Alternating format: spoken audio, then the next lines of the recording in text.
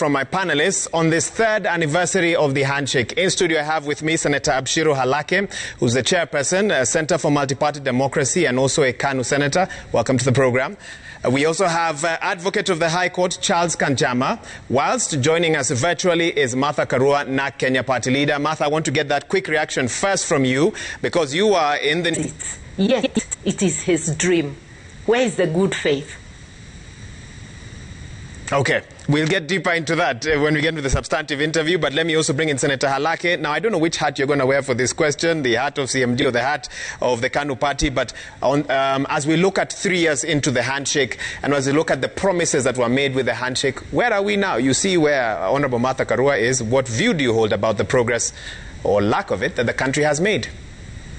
Thank you, Ega. I'm a very optimistic person. I think when the handshake brothers shook hands, it wasn't that everything will be done on the day the hands are shaken.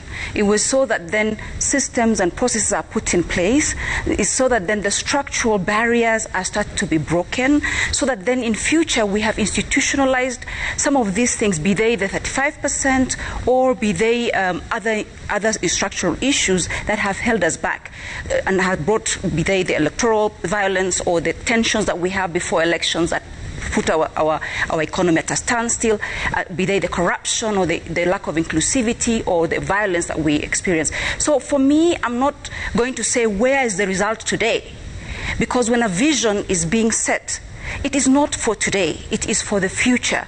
But do we then, of course, a lot has been said about the 35%.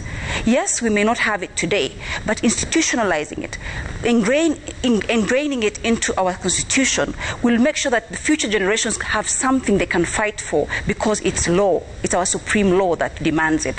So I know, again, it's been said that the country is broke and what have you. The country may be broke today. Most countries are. Some by virtue of the COVID ravaging, the economy or other things. But it doesn't mean that we'll always be broke.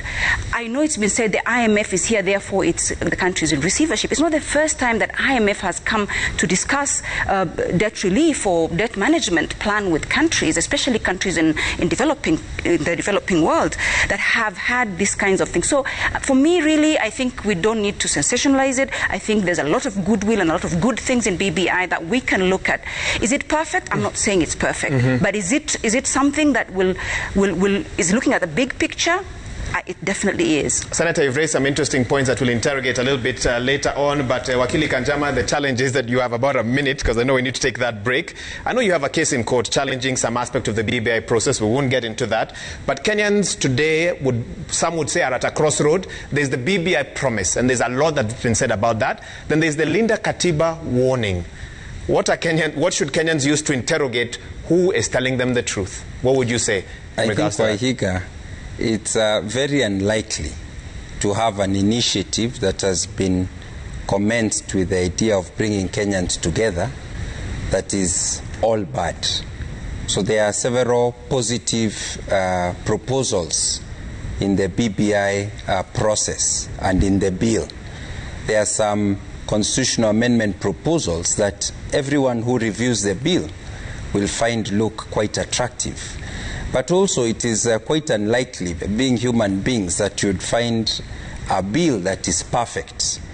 And there are also some proposals in the BBI bill that may be damaging or may cause harm, and that is what the Linda Katiba is blowing the whistle about. So the question will be to interrogate what is weighing more. Is it the good, the bad, or the ugly?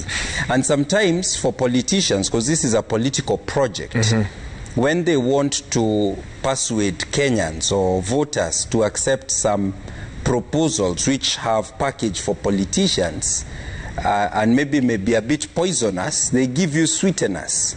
So then the question is, what are the sweeteners?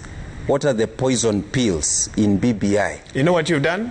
You've helped define how we will tackle this during the main part of this discussion. So I'm going to cut you off there because we need to take that break. But you can see the kind of discussion we have lined up for you. Honorable Martha Karua, Na Kenya Party leader, the Senator Abshiro Halake, chairperson, Center for Multi-Party Democracy, and Charles Kanjama, who says there are the sweeteners and there's the poison pills.